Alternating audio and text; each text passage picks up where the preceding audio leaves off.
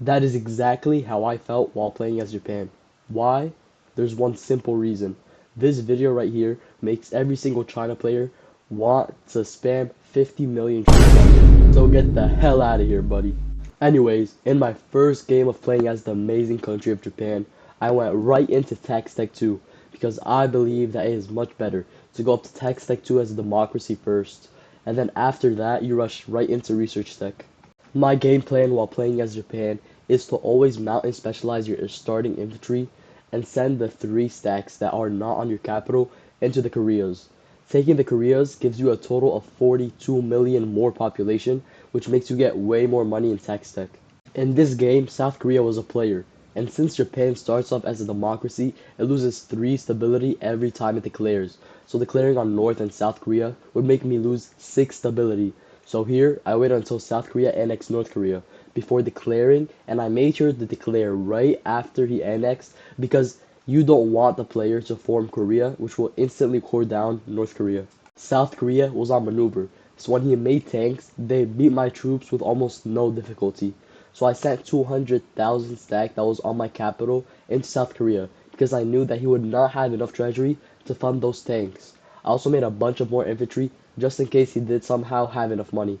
I guess I was right. South Korea used all of his money on his tanks and went into oil shortage, which makes his tanks die without me having to do anything. So I tried landing my 200,000 stack, which he did rush, but I was able to win the battle because of how much attrition his tanks took. I went into his capital right away, took it, and started auto capturing. I thought that he went AI, but this guy stayed in the game and made a total of 10,000 more infantry before I force pieced him. I took over South Korea and waited for a little bit before deciding to expand into South Asia. My plan was to form the Empire of Japan, so I started taking all the Southern Asian countries that I needed before preparing to declare on China. But I guess he was going to be the one to do it first. I expected China to declare, but he did it much sooner than I planned for. I sent all my troops that were in Asia to Indonesia so I could take it down, but China chose this as the best time to declare.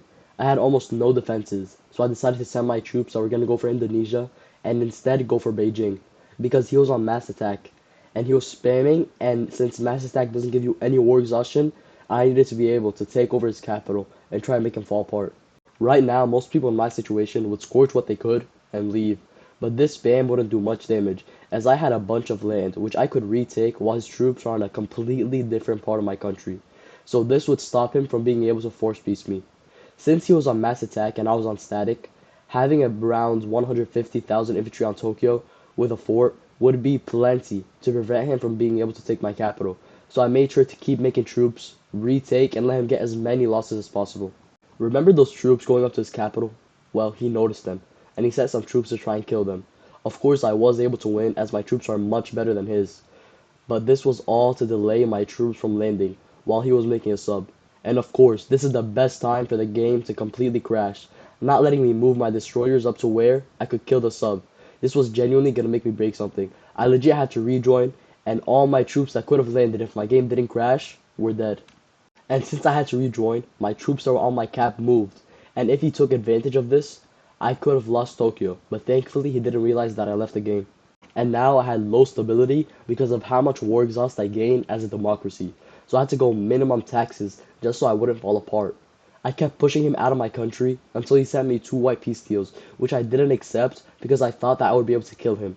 But I was about to go into debt and I had to get rid of my research and education spending, so I sent him a white peace deal that he eventually accepted. I was able to recover, but I decided that it wasn't worth it, so I just joined the new game. In this game, I did the same thing as first time. I went Tax Tech 2 and took over the Koreas. I was planning on going to South Asia, but China was attacking everyone, and I knew at some point I was going to be next. So I forted up our borders and decided that I would not let him prepare too much and started justifying on him. My justification on China ended and I instantly declared. I also sent attackers to his troops and over 400,000 infantry to attack him and try to take over his capital. But I guess I didn't need to do that. For some reason, he left, so I made a bunch of tanks to take him over.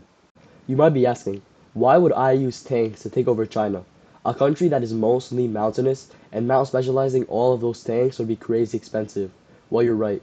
China is mainly mountainous, but tanks are so much manpower efficient that Even not mountain specializing them will work better than using infantry because China has over 110 square cities and I need tanks to take those over. After taking China and relaxing for a long time, I decided to go for the US, a player who was doing the kill Europe with 70,000 tank strat and he was over $60 billion in debt. He only had around 2,000 tanks left, so killing him was pretty easy. The next person that I went for was the Byzantine Empire, who blocked me from the Egyptian Canal, so I had to go through land just to get to him. This did give me a bunch of losses, and what didn't help was him sending destroyers to my tanks. I sacrificed some because, as you all know from my UK video, tanks are stronger than destroyers. I also had around 10,000 tanks I was going to use to go for Mexico, who was the US's ally, but he left the game, so I also sent them to the Byzantines. I didn't know this, but the US became India to try and kill me, which is fine. I didn't report him or anything because I wanted more wars. He sent his troops through the extremely mountainous parts between our lanes, which I don't think was a good idea, but he went through them anyways. The Byzantines said that he was gonna leave, so I flanked my 10,000 tanks to kill his destroyers. I also made like 20,000 tanks to go for India through the water. But the worst thing happened. I got oil shortage, which literally killed over 75% of all my tanks. This is a reminder to always make sure you check how much oil you have and how much you're losing. I also made bombers to go for Delhi, which would give him a bunch of war exhaust since his capital would be scorched. I also scorched some of the cities that he was taking to make his troops have way more attrition. I made 10,000 tanks to retake my cities and another 15,000 to go for his lands through the water. This time, I was not going to let myself go into oil shortage. I retook almost all my cities and my tanks in the water successfully landed and started to take over his mainland. I then got a country that has unrest pop up, which was because I had 34 stability.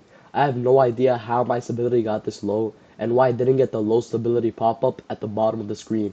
Anyways, I defeated India and left the game. Make sure to watch these two videos next because I know you'll love them.